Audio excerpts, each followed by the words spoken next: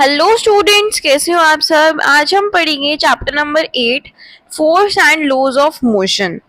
पिछले चैप्टर में हमने डिस्क्राइब किया था मोशन ऑफ एन ऑब्जेक्ट को, जो कि स्ट्रेट लाइन का था in terms of its position, velocity और एक्सेलरेशन। तो हमने इसकी 3 स्टेट्स में इसको डिस्क्राइब किया था। We saw that such a motion जो होता है, मोशन जो भी होता है, या तो वो यूनिफॉर्म होता है या फिर नॉन यूनिफॉर्म होता है। We have not yet discovered what causes a motion. तो हमें पता नहीं कि मोशन क्यों होता है, कैसे होता है। Why does the speed of an object change with time. क्या जो सारे मोशंस होते हैं उसके लिए एक कारण होना जरूरी है? अगर है, so what is the nature of this cause. तो उसका नेचर कैसा है। इस चैप्टर के अंदर हम एक अटेम्प्ट लेंगे to all such curiosities. So, for many centuries, the problem of motion and its causes has puzzled scientists and philosophers. तो ball on the ground जब एक small hit देते हैं तो वो move करती है, does not move forever। ठीक है, हमेशा मूव नहीं करती। सच ऑब्जर्वेशन सजेस्ट कि रेस्ट जो है, rest is the natural state of an object. Rest क्या है? नेचुरल स्टेट है किसी भी ऑब्जेक्ट का। So this remain the belief until Galileo Galilei and Isaac Newton, जब उन्होंने डेवलप किया entirely different approach to understand the motion. ठीक है, तो हमारे पास यहाँ पे 3 पिक्चर्स हैं जिसमें एक बच्चा ट्रॉली को मूव कर रहा है along the direction we push it. जिस डायरेक्शन में वो जा रहा है उसी डायरेक्शन में उसको पुश कर रहा है, मतलब उसको आगे की तरफ मूव करने की कोशिश कर रहा है। The drawer is pulled. Drawer क्या है? अपने आप बैकवर्ड पोजीशन में मूव कर रहा है। ठीक है, थर्ड में क्या है? जो हॉकी स्टिक है वो बॉल को फॉरवर्ड लेके जा रहा है। ठीक है, हम बॉल यहाँ है, ओरिजिनल पोजीशन है जो इसकी, दैट इज दिस। लेकिन जब हमने उसको हिट किया तो हमारी जो बॉल है वो आगे की तरफ शिफ्ट हो गई। So pushing, pulling, hitting objects change their state of motion. हमारी एवरीडे लाइफ में भी हम ऑब्जर्व करते हैं कुछ ऐसे एफर्ट जो कि रिक्वायर्ड होते हैं, जिसके लिए हम स्टेशनरी ऑब्जेक्ट को किस में चेंज कर देते हैं? एक मूविंग ऑब्जेक्ट के अंदर चेंज कर देते हैं। We ordinarily experience this as a muscular effort, और हम उसको कह सकते हैं पुश और हिट और pull on an object to change it state of motion. Concept of force क्या है? बेस्ड होता है पुश, हिट और पुल पे। Let us now ponder about a force. What is it? In fact, no one has seen, tasted or felt a force. However, we always see or feel the effect of force. कभी भी हम उसको देख नहीं पाते, test नहीं कर पाते, फील नहीं कर पाते, लेकिन हम उसको क्या करते हैं? उसके इफेक्ट ऑफ फोर्स को देख पाते हैं, महसूस कर पाते हैं। It can only be explained by describing what happens when a force is applied to an object. ये तभी एक्सप्लेन हो सकता है जब हम उसको डिस्क्राइब कर रहे हैं कि व्हाट हैपेंस, क्या हुआ कि जब फोर्स ने अप्लाई किया एक ऑब्जेक्ट के ऊपर। Pushing, hitting, pulling of objects, ये सारे क्या हैं? ये सारे वो चीजें हैं जो एक ऑब्जेक्ट को मोशन में लेके आ सकते हैं। They move because we make a force act on them. तो ये मूव करते हैं क्योंकि हमने उसके ऊपर फोर्स को अप्लाई किया है। From your studies in earlier classes you are also familiar with the fact कि जब force can be used to change the magnitude of velocity of an object, means कि जो फोर्स है वो वेलोसिटी को भी चेंज करने की कैपेसिटी रखता है और उसकी डायरेक्शन को भी चेंज करने की कैपेसिटी रखता है। वी ऑल्सो नो कि जो फोर्स है वो शेप और साइज ऑफ ऑब्जेक्ट को भी चेंज कर सकता है। ठीक है, अब जैसे ये हमारे पास एक स्प्रिंग है, हमने उसको फोर्स लगाया एक इस डायरेक्शन में, एक इस डायरेक्शन में, तो बाद में जो स्प्रिंग है वो इस वे में हमें दिखेगा। बाद में है एक spherical rubber ball becomes oblong as we apply force on it। जब भी हमने उसको, एक बॉल है, बॉल के ऊपर हमने फोर्स लगाया अंदर की तरफ, तो बॉल क्या हो जाएगी? बिल्कुल श्रिंक टाइप में हो जाएगी क्योंकि हमने उसके ऊपर फोर्स लगाया है। अब है हमारे पास balanced and unbalanced forces. Figure 8.3 show करता है कि जो वुडन ब्लॉक है ऑन अ हॉरिजॉन्टल टेबल, जैसे कि 2 स्ट्रिंग्स x एंड y, उनको हमने टाई कर दिया to opposite opposite faces of the block as shown. जब हम उसके ऊपर फोर्स अप्लाई करेंगे, एक स्ट्रिंग को हम पुल करेंगे तो ब्लॉक क्या है, मूव करेगा राइट डायरेक्शन में. सिमिलरली अगर हम स्ट्रिंग को वाई की तरफ मूव करेंगे तो वो लेफ्ट की तरफ मूव करेगा. लेकिन अगर हम उसको दोनों तरफ से ही इक्वल फोर्सेस के साथ पुल करेंगे तो जो ब्लॉक है वो मूव नहीं करेगा. सो इस फोर्स को हम बोलते हैं बैलेंस्ड फोर्सेस, जिसमें do not change the state of rest or of motion of an object. Means balanced positions रहेंगी तो बैलेंस्ड फोर्सेस हम उसको कहेंगे. So now let us consider a situation जिसमें दो अपोजिट फोर्सेस हैं, डिफरेंट मैग्नीट्यूड्स के हैं, जो ब्लॉक को पुल करने की कोशिश कर रहे हैं. तो इस केस के अंदर क्या होगा, जो ब्लॉक है वो एक डायरेक्शन के अंदर मूव करेगा जहां पे ग्रेटर फोर्स की अमाउंट है. So thus the two forces are not balanced और unbalanced forces act होते हैं उस डायरेक्शन पे जहाँ पे ब्लॉक मूव कर रहा है. So this suggests कि जो unbalanced force है वो act हो रहा है on an object brings it in motion. Means unbalanced forces उस object को motion के अंदर लेके आते हैं. ठीक है. What happens when some children try to push a box on a rough floor?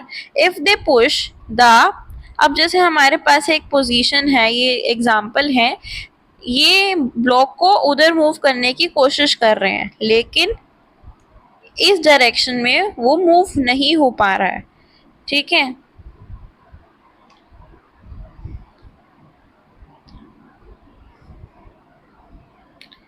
With small force, उन्होंने स्मॉल फोर्स अप्लाई किया है फर्स्ट जो हमारे पास पिक्चर है, लेकिन ब्लॉक मूव नहीं कर पा रहा है क्योंकि उसके ऊपर फ्रिक्शन लग रहा है in the direction opposite to the push. तो ये जो फ्रिक्शन है ये फोर्स राइज कर रहा है between two surfaces in contact.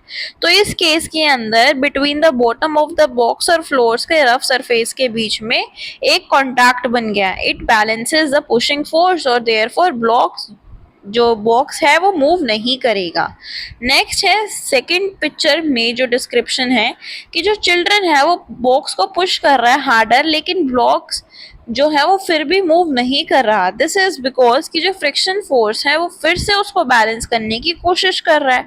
लेकिन अगर चिल्ड्रन पुश करेगा उसको थोड़ा सा और ग्रेटर फोर्स के साथ तो pushing force bigger than the friction force हो जाएगा, जिसकी वजह से अनबैलेंस्ड फोर्सेस क्रिएट होंगे, जिसकी वजह से वो बॉक्स मोशन के अंदर आएगा. So when we stop pedalling the bicycle begins to slow down. क्या होता है जब भी हम बाइसाइकिल को राइड करते हैं और जब भी हम पेडलिंग स्टॉप कर देते हैं तो bicycle begins to slow down, वो धीरे धीरे होने लग जाती है. तो this is again because of the friction forces जो कि एक्ट कर रहे हैं opposite to the direction of motion. So in order to keep the bicycle moving हमें उसको पेडलिंग करनी पड़ती है बार बार ताकि वो मोशन स्टेट में रहे. It appears that an object maintains its motion under the continuous application of an unbalanced force. So it is quite incorrect. जब भी एक object move करता है uniform velocity के साथ, so when the forces acting on the object are balanced, जो objects के ऊपर forces apply हुए हैं वो balanced हैं और कोई भी external force उसके ऊपर apply नहीं हुआ है. और अगर अनबैलेंस्ड फोर्स अप्लाई हुआ है तो उसके अंदर चेंज होगा ही होगा, या तो उसकी स्पीड में या उसके डायरेक्शन में. So thus to accelerate the motion of an object unbalanced force की रिक्वायरमेंट ज़्यादा होती है and the change in its speed in its direction, तो वहाँ पे अनबैलेंस्ड फोर्स अप्लाई किया जाता है. However if this force is removed completely, the object continue to move with the velocity it has acquired till then. अब है हमारे पास first law of motion. By observing the motion of an object on an inclined plane, Galileo deduced that the objects move with constant speed when no force acts on it. उन्होंने क्या देखा कि जो objects होते हैं वो incline plane के ऊपर कांस्टेंट स्पीड के साथ मूव करते रहते हैं जबकि उसके ऊपर कोई भी एक्सटर्नल फोर्स अप्लाई नहीं किया गया है. ही ऑब्जर्व्ड, उन्होंने देखा कि जब भी एक मार्बल को हम रोल करते हैं इंक्लाइन प्लेन के ऊपर तो उसकी वेलोसिटी इंक्रीज हो जाती है. In the next chapter, you will learn that the marble falls under the unbalanced force of gravity as it rolls down and attains a definite velocity by the time it reaches the bottom. ये हम next chapter में continue करेंगे. Its velocity decreases, उसकी velocity decrease हो जाती है जब भी वो climb करता है. फिगर 8.5 सी के अंदर मार्बल रेस्ट पोजीशन पे आ गया है on an ideal frictionless plane inclined on both sides. ठीक है,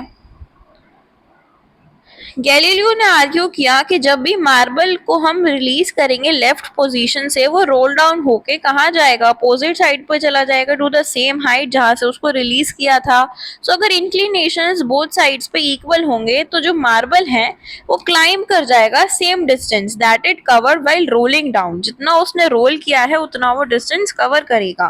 अगर angle of inclination right side plane का ग्रेजुअली डिक्रीज है तो marble travel further distances till it reaches the original height. तो वो जितना उसकी जो रोलिंग डाउन की कैपेसिटी थी उतना ही वो कवर करेगा। If the right side plane were ultimately made horizontal तो मार्बल कंटिन्यू करता रहेगा to travel forever trying to reach the same height that it was released from. So unbalanced forces जो marble के ऊपर लगे हैं in this case are zero. So it the suggest, ये suggest करता है कि जो अनबैलेंस्ड फोर्स है वो रिक्वायर्ड करता है to change the motion of the marble, लेकिन no net force is needed to sustain the uniform motion of the marble. तो इन प्रैक्टिकल सिचुएशंस के अंदर ये डिफिकल्ट है कि हम एक जीरो अनबैलेंस्ड फोर्स को अचीव कर सकें।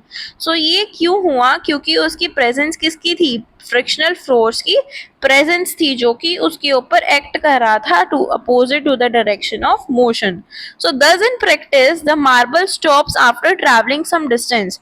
तो मार्बल कुछ टाइम बाद अपने आप स्टॉप हो जाता है and the effect of frictional force may be minimise. तो जो फ्रिक्शनल फोर्स का इफेक्ट है वो मिनिमाइज हो जाएगा by using a smooth marble and a smooth plane and providing a lubricant on top of the planes. जैसे कि आपको यहाँ दिखाया गया है, अगर हम मार्बल को यहाँ से रोलिंग डाउन की पोजीशन में इंक्लाइन प्लेन पे उसको हिलाएंगे तो वो पूरी हाइट तक उसको कवर करने की कोशिश करेगा। So Newton further studied Galileo's ideas on force and motion and presented three fundamental laws जो govern करते हैं motion of objects को। तो तीन लॉ दिए किसने, न्यूटन ने। तो हम उन लॉज को क्या कहते हैं, न्यूटन्स लॉ ऑफ मोशन। तो फर्स्ट लॉ क्या कहता है कि एक ऑब्जेक्ट जो है वो रिमेन रहता है स्टेट ऑफ रेस्ट पोजीशन पे या यूनिफॉर्म मोशन पे इन अ स्ट्रेट लाइन जब तक उसके ऊपर हम कोई भी एक्सटर्नल फोर्स नहीं लगाते, तब तक वो अपनी स्टेट पे ही रहता है। In other words all objects register change in their state of motion. ठीक है, in a qualitative way, the tendency of undisturbed objects to stay at rest and to keep moving with the same velocity उसको हम inertia कहते हैं। This is why कि जो first law of motion है उसको हम law of inertia भी कह सकते हैं। कुछ एक्सपीरियंसेस के थ्रू उन्होंने एक्सपीरियंस किया कि जब भी ट्रैवलिंग करते हैं motor car can be explain on the basis of law of inertia. तो हम रहते हैं कार के अंदर, हाँ ठीक है, बैठे होते हैं और हम रेस्ट स्टेट पे होते हैं with respect to the seat until the driver applies a braking force to stop the motor car. So with the application of brakes तो हमारी जो कार होती है वो स्लो डाउन हो जाती है, लेकिन हमारी जो बॉडी है वो कंटिन्यू रहती है in the state of motion because of inertia. एक सडन एप्लीकेशन ब्रेक का may cause injury to us by impact or collision with the panels in front. तो सेफ्टी बेल्ट्स की रिक्वायरमेंट होती है to prevent such accidents. Safety belts exert a force on our body to make the forward motion slower. ठीक है, safety belts उस force को कम कर देते हैं। अपोजिट एक्सपीरियंसेस एनकाउंटर्ड, जब भी हम स्टैंडिंग होते हैं, स्टैंडिंग पोजीशन में होते हैं बस के अंदर, तो बस एकदम से शुरू हो जाती है। Now we tend to fall backward, so हम पीछे की तरफ मूव करने लगते हैं, क्योंकि ये भी किसकी वजह से होता है, इनर्शिया की वजह से होता है। ठीक है,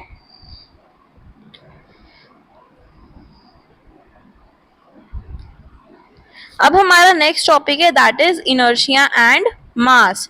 तो ये हम हमारी नेक्स्ट वीडियो में कवर करेंगे, कंटिन्यू करेंगे चैप्टर को। And till then stay tuned for the next video and thanks for watching this video.